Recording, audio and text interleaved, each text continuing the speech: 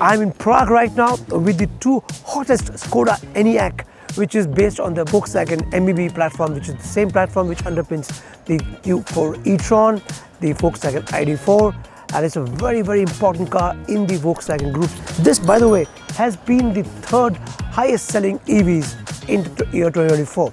This is the best selling EV in Czech Republic. This is also in Estonia, the best selling EV. They have given us two variants basically. One is a coupe style body and one is an SUV. They have three battery capacities and it's based on 60, 80 and 80X. All the details we'll talk about it later. It's getting really, really windy and it's going to rain very hard. Before that, let's take a close look at the cars. Let me show you the body style, how distinct it is. Looks typical Skoda, not too much of creases, not too much of variants, but very clean silhouette. You see the way it tapers down, it looks very muscular, very angular. There are two character body lines on the body on each of these cars. The lights also look that it's an EV. It's very, very understated, at the same time very angular and very powerful. That's what I like about it. Now, especially in this body coupe style, which is more aerodynamic, that means it also gives us more range, like if you see, and the boot capacity is 590 liters. So this is the one which I think goes to my taste and my liking, but we'll talk about that more in later. And even the tires, we look at it, these are very thick rubbers, very good for our roads. I like the tires which have very thick rubber on the side in plain language because it takes the Indian roads very, very well. I like the alloy design, it's very neat, very clear. Overall, this is the length of the car. Now, from the length you can't make out, but this is a pretty long car. It looks pretty compact and pretty long at the same time, which means that when you drive that on the road, it is going to cut corners very well. At the same time, it can squeeze itself and park itself in the tight parking spot that we have in our country. Again, one simple character line from A pillar all the way to the C pillar and extends beyond the boot. The lights also are very typical of Skoda. It doesn't connect, which means all the other EVs that you see on the roads will have connected tail lights. This would have the Skoda badging in the middle. Now you get a shark fin antenna, and overall this is a very simple, very good, very on the job kind of an EV. Now what is going for Enyaq is that it has a bi-directional charging. When I say bi-directional charging, I mean you can also charge your moving home. In fact, they have been giving us demo and I'm going to show you. I'm going to drop the video right now. Now let's talk about this, the SUV style. If you need some more extra space, then this gives you the complete thing. It's more headroom at the rear seat passengers. But having said that, those rear headrooms are also very neat. It's not that the headroom there is very, very strangulated. It gives you a very, very enough room for even for a tall person. I mean, really tall person. For example, for me, 5 feet 10 inches, I didn't have any problem whatsoever. But if you are something that you need more boot space, 15 liters extra, then you like this design for some reason, which I fail to understand, then this is the one that they are offering. You get the 85X, you get the rear wheel, you get the all-wheel drive, you get all the variants. Skodas are known for its driving dynamics. So let's get to driving.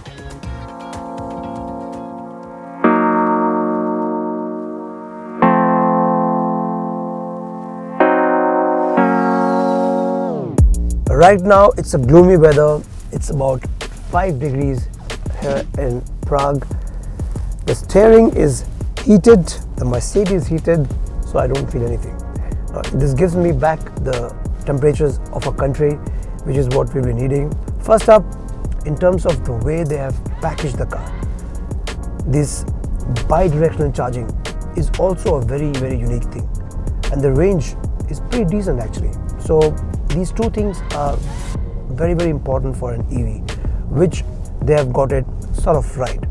Now, in terms of overall design, when I sit in the driver's side, it is not going to be a very luxurious car like say a Mercedes EQA or a BMW, though it's going to compete with them.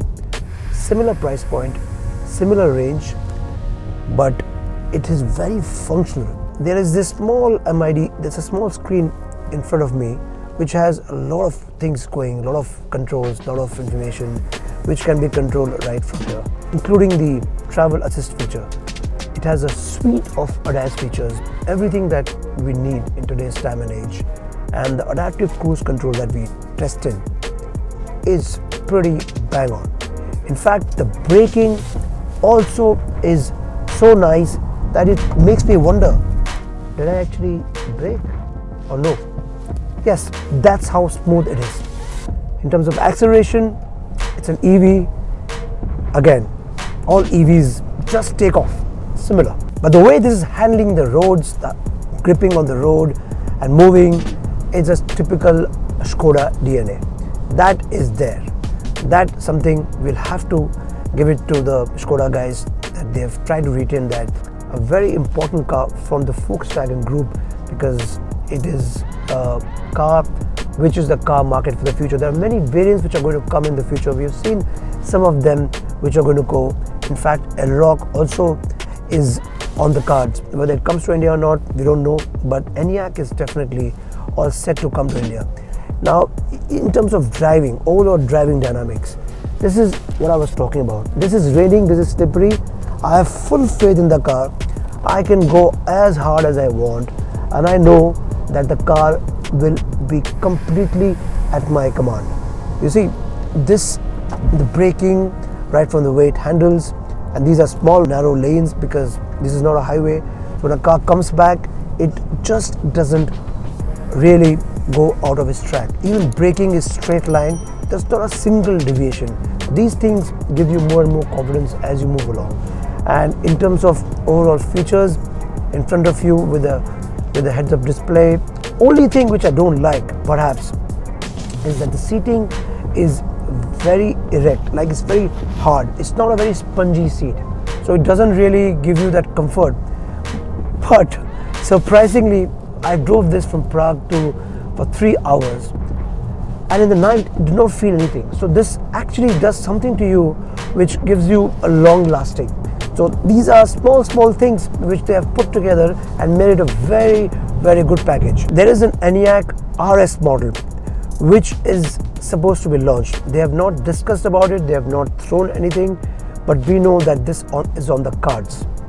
That's going to be a very exciting proposition, because eventually a Skoda buyer with an RS badge, whether it's an EV, is going to be a very interesting proposition. I'm using the inbuilt navigation of the Enyaq, and this is actually thrown into the cloud of the Volkswagen system. So trying to use it, because we're used to the Apple and the Google Maps, which is more intuitive. This takes you some time, but it also tells you in advance, because of the server, if any other car from the Volkswagen group has passed. It collects the data and tries to make your driving. And I did see that, because my support car, which was actually shooting me right in that you see, when I pulled up, it actually told me that there's a car which is stopped on the road. Now, these things makes a very interesting case in Europe. I hope when it comes to India, it also makes it. And I really want that all the manufacturers should come together and give this data of driving on a common cloud, so that every car can get this information. This is not a proprietary information. This is for safety. Just like Google has it, if you want to use your inbuilt navigation from all the cars, this is what you need.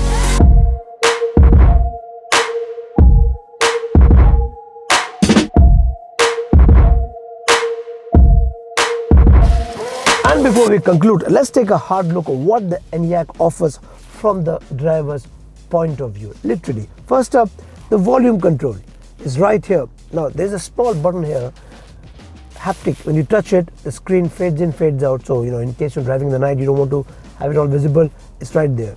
The volume can be moved right from here. Simple touch and very nicely done, integrated here. You also get the volume control from this rotatory curve, chrome finish, metallic, very nice in fact. Then you have many other buttons which is right given here. For example, all the controls and all the ADAS functions are thrown up in your screen, and you can do adjustments right when you're going away.